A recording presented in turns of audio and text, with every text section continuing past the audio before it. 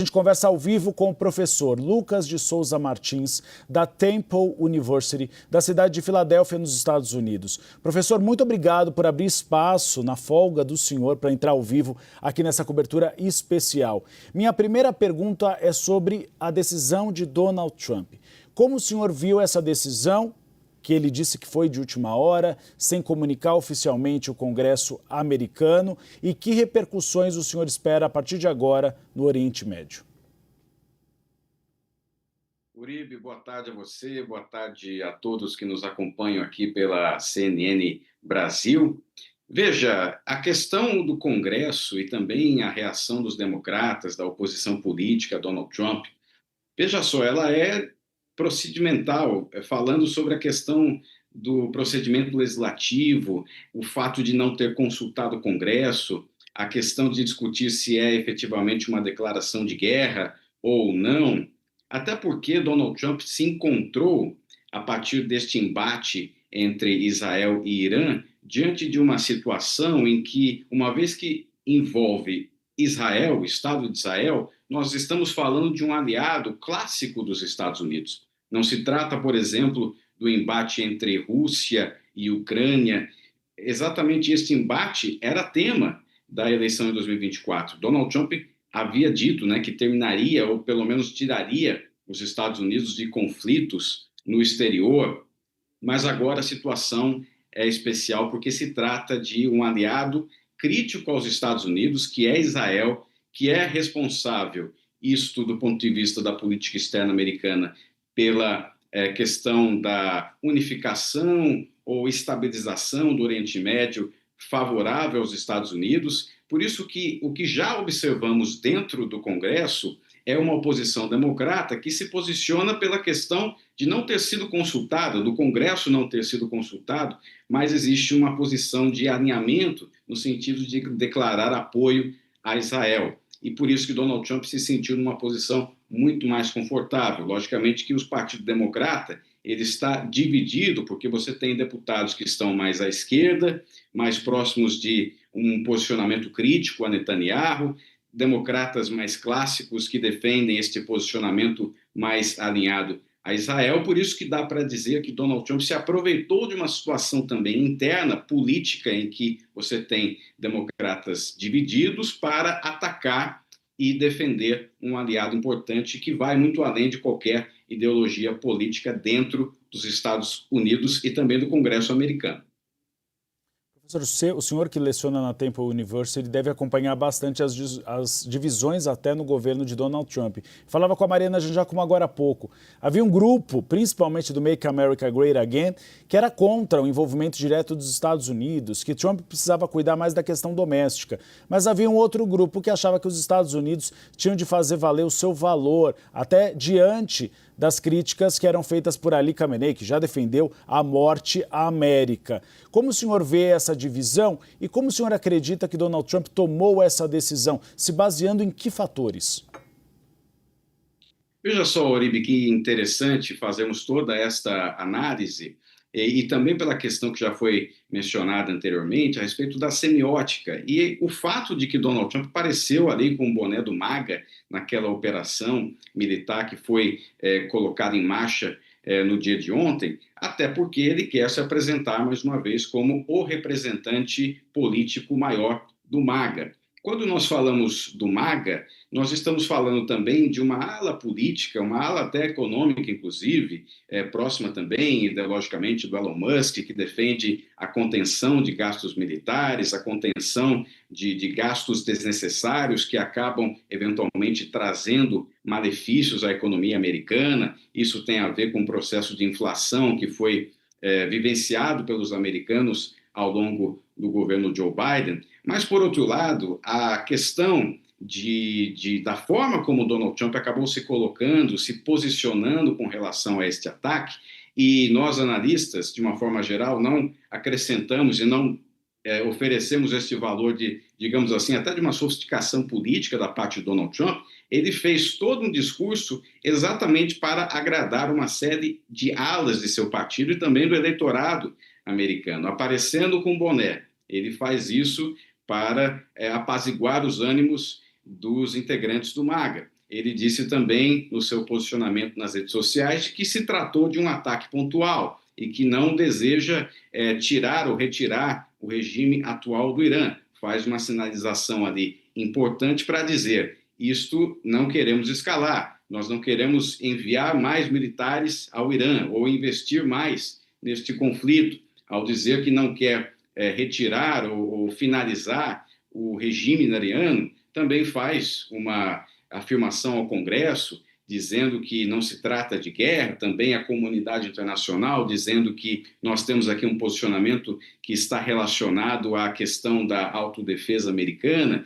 Há um grau realmente de até sofisticação, digamos assim, de criação de uma narrativa política para agradar diversos setores. Donald Trump desenvolve isso e o uso do boné MAGA faz também sentido nesta dinâmica de construção de narrativa política. Em entrevista até do secretário de Defesa, usando um tom e pelo menos um discurso nacionalista, dizendo que os Estados Unidos voltaram a serem o que eram antes, os Estados Unidos voltaram a ser uma potência e devem ser ouvidos sempre. Então, toda uma construção também de discurso nacionalista. Professora, eu vou chamar a Luciana Caxan, que é a nossa analista e também editora de internacional, para participar da nossa conversa. Boa tarde, professor. Obrigada por se juntar a gente. Eu queria perguntar agora, com a expectativa dessa reunião do Conselho de Segurança da ONU, que deve começar daqui a pouquinho, daqui meia hora, a expectativa é que China e Rússia se unam ali para tentar não apenas criticar as ações dos Estados Unidos, mas também de tentar influenciar o Irã para uma busca diplomática de alguma resolução aí desse conflito. Qual é a chance dessa influência realmente chegar até o Irã? Luciano, um prazer falar contigo neste domingo. Olha, esta questão da diplomacia dos BRICS, digamos assim, está à prova a partir deste confronto entre Israel, Irã e Estados Unidos, e vamos realmente ter a oportunidade de verificar se a diplomacia destes países, de China e Rússia, será efetiva de alguma forma. O que já se verifica é que, já a partir deste confronto, a diplomacia americana, o poder militar americano, ele se sobrepõe a este poder dos BRICS. Os BRICS têm um poder, mas limitado por uma série de questões. Quando nós pensamos, por exemplo, na questão da Rússia, a Rússia, por mais que seja um aliado do Irã, a Rússia hoje tem uma questão com a Ucrânia, tem uma questão militar, tem limitações, por exemplo, né, de se aliar efetivamente com a questão militar, envio de soldados, equipamento bélico. Não há espaço hoje dentro da Rússia para que isso aconteça, e é por isso que a Rússia tem interesse na promoção desta diplomacia para nós caminharmos, pelo menos, para um fim de conflito e que o Irã não vá retaliar e alimentar a vontade americana de fazer qualquer réplica ou tréplica. Por isso que, neste momento, ao observarmos o Conselho de Segurança da ONU e o posicionamento dos BRICS, nós observamos também a limitação desses países com relação ao que possui os americanos, uma habilidade diplomática e, sobretudo, militar muito mais forte do que necessariamente os BRICS possuem hoje. Uribe, posso fazer mais uma perguntinha para o professor? Claro. Professor, outra questão que eu queria abordar com você é que até alguns dias atrás, a gente até falou isso várias vezes aqui, o líder supremo do Irã, Ayatollah Ali Khamenei, ele não tinha sucessor, ele é um homem de 86 anos que não tinha sucessor. Devido às ameaças aí no decorrer desse conflito, ele acabou nomeando 3 sucessores. Os Estados Unidos já deixaram claro que não querem a queda do regime. Porém, está havendo essa movimentação ali no paralelo. A minha pergunta existe alguma possibilidade de uma nova liderança no Irã ser um pouco mais ocidentalizada? Os Estados Unidos buscariam isso, de se aproximar mais do Irã nesse momento? Bem, se o regime continuar como está, mesmo que haja uma mudança na liderança da pessoa que está à frente deste regime iraniano, dificilmente haverá uma aproximação com o Ocidente.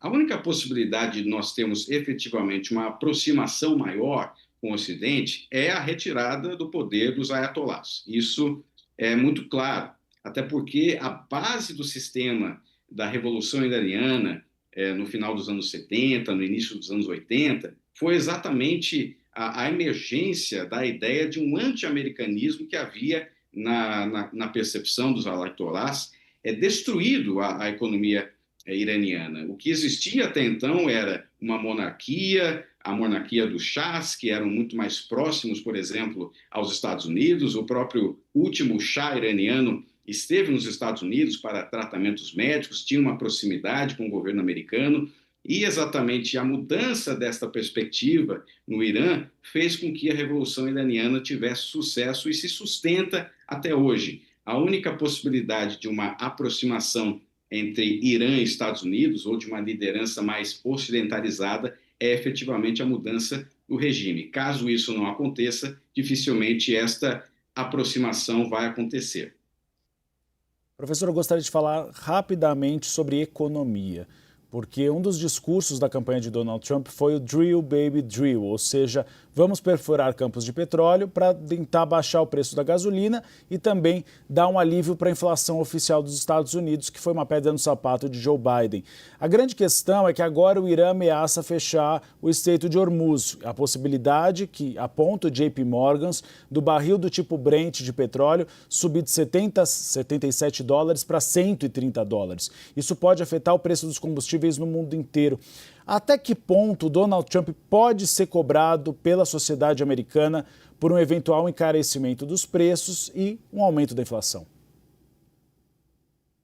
Claro, Uribe, se há uma questão que efetivamente afeta a questão de popularidade de um presidente, é a questão interna, a questão da economia, e foi exatamente isso que derrubou, por exemplo, Jimmy Carter nos anos 70, exatamente a crise do petróleo que fez com que ele perdesse uma tentativa de reeleição para Ronald Reagan. Foi exatamente isso que tirou Joe Biden de uma tentativa de reeleição, perdeu para Donald Trump. Por isso que ele tem esse olhar e precisa ter este olhar atencioso com relação a como isso vai reverberar no cenário interno americano. E não somente no cenário interno, mas também as pressões que os Estados Unidos passarão a sofrer de seus aliados no Oriente Médio, até porque não são muitos estes aliados e os Estados Unidos têm interesse na estabilização na região, por isso que tem ali em Israel um parceiro muito estratégico. Quais são os outros parceiros estratégicos americanos na região? O Catar, por exemplo, a Arábia Saudita, que se aproximou agora do governo Trump, devido a uma recente visita ao país. E estes dois países, o Catar e a Arábia Saudita, são claramente afetados exatamente por um possível fechamento deste estreito. Por isso que as pressões acontecerão não só pelo ponto de vista interno, pelo aumento do preço do petróleo, mas também por uma questão da estabilização americana e também de manter alianças que são fundamentais e que seriam afetadas pelo fechamento do estreito.